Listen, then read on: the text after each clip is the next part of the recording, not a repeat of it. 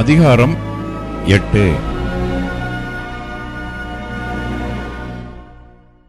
கர்த்தர் மோசேயை நோக்கி, நீ ஆரோனையும் அவன் குமாரரையும் வரவழைத்து வஸ்திரங்களையும் அபிஷேக தைலத்தையும் பாவ நிவாரண பலிக்கு ஒரு காளையையும் 2 ஆட்டுக்கடாக்களையும் ஒரு கூடையில் புளிப்பில்லா அப்பங்களையும் கொண்டு வந்து சபையை எல்லாம் ஆசரிப்பு கூடார வாசலுக்கு முன்பாக கூடிவரச் செய் என்றார். கர்த்தர் தனக்கு கட்டளையிட்டபடியே மோசே செய்தான். சபை ஆசரிப்பு கூடார வாசலுக்கு முன்பாக கூடினபோது மோசே சபையை நோக்கி, செய்யும்படி கர்த்தர் கட்டளையிட்ட காரியம் இதுவே என்று சொல்லி, கர்த்தர் தனக்கு கட்டளையிட்டபடியே மோசே ஆரோனையும் அவன் குமாரரையும் வரவழைத்து அவர்களை ஜலத்தினால் ஸ்நானம் பண்ணுவித்து அவனுக்கு உள் அங்கியை போட்டு இடைக்கச்சையை கட்டி மேலங்கியை உடுத்தி ஏபோத்தை தரித்து அதன் மேல் ஏபோத்தின் விசித்திரமான கச்சையை கட்டி அவனுக்கு மார்பதக்கத்தை அணிந்து மார்பதக்கத்திலே ஊரீம் தும்மீம் என்பவைகளையும் வைத்து அவன் தலையிலே பாகையை தரித்து பாகையின் மேல் அவன் நெற்றியிலே பரிசுத்த கிரீடம் என்னும் பொற்பட்டத்தை கட்டினான். பின்பு மோசே அபிஷேக தைலத்தை எடுத்து வாசஸ்தலத்தையும் அதிலுள்ள யாவற்றையும் அபிஷேகம் பண்ணி பரிசுத்தப்படுத்தி அதில் கொஞ்சம் எடுத்து பலிபீடத்தின் மேல் 7 தரம் தெளித்து பலிபீடத்தையும் அதன் சகல பணிமுட்டுக்களையும் தொட்டியையும் அதன் பாதத்தையும் பரிசுத்தப்படுத்தும்படிக்கு அபிஷேகம் பண்ணி அபிஷேக தைலத்திலே கொஞ்சம் ஆரோனுடைய சிரசின் மேல் வார்த்து அவனை பரிசுத்தப்படுத்தும்படி அபிஷேகம் பண்ணினான். பின்பு மோசே கர்த்தர் தனக்கு கட்டளையிட்டபடியே ஆரோனின் குமாரரை வரவழைத்து அவர்களுக்கு அங்கிகளை உடுத்தி இடைக்கச்சைகளை கட்டி குல்லாக்களை தரித்து பாவ நிவாரண பலிக்கான காளையை கொண்டு வந்தான். அதனுடைய தலையின் மேல் ஆரோனும் அவன் குமாரரும் தங்கள் கைகளை வைத்தார்கள். அப்பொழுது அது கொல்லப்பட்டது.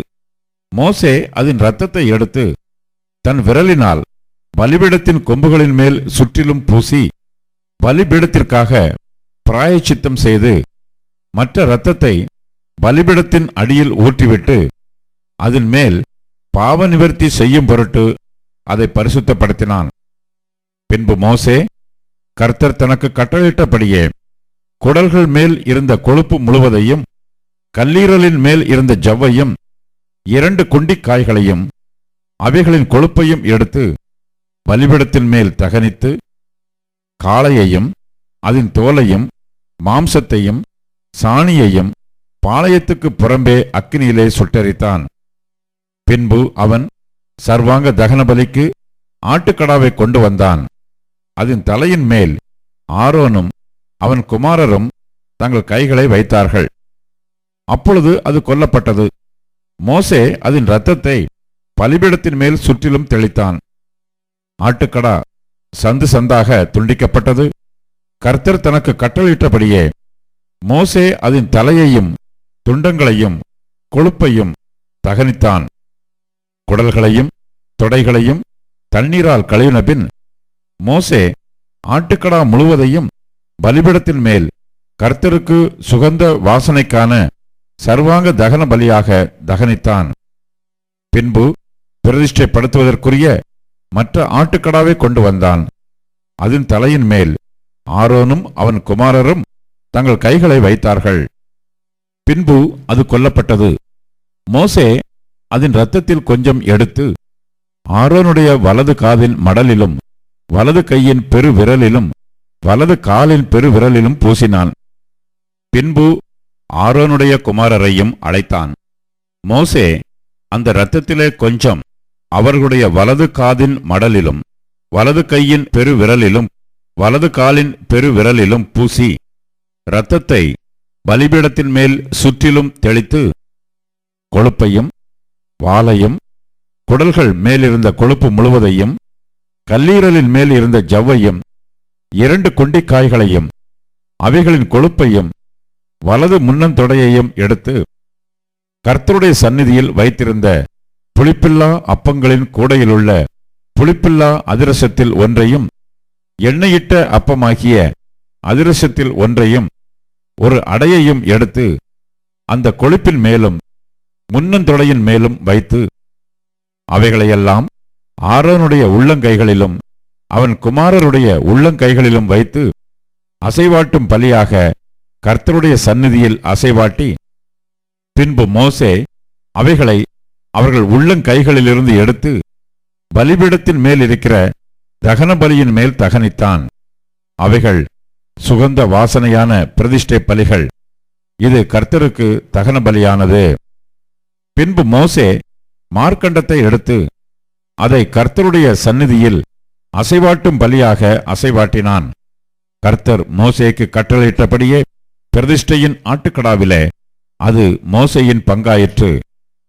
மோசே அபிஷேக தைலத்திலும் பலிபீடத்தின் மேல் இருந்த இரத்தத்திலும் கொஞ்சம் எடுத்து ஆரோன் மேலும் அவன் வஸ்திரங்கள் மேலும் அவன் குமாரர் மேலும் அவர்கள் வஸ்திரங்கள் மேலும் தெளித்து ஆரோனையும் அவன் வஸ்திரங்களையும் அவன் குமாரரையும் அவன் குமாரரின் வஸ்திரங்களையும் பரிசுத்தப்படுத்தினான்.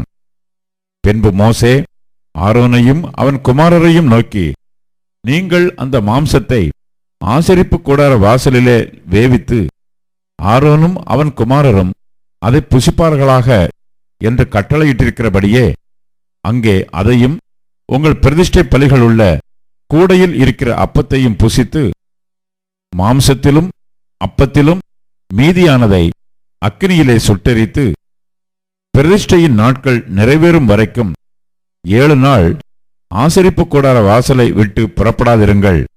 7 நாளளவும் நீங்கள் பிரதிஷ்டைப்படுத்தப்படுவீர்கள். இன்று செய்தது போல உங்கள் பாவ நிவர்த்திக்காக இனிமேலும் செய்ய வேண்டும் என்று கர்த்தர் கட்டளையிட்டார்.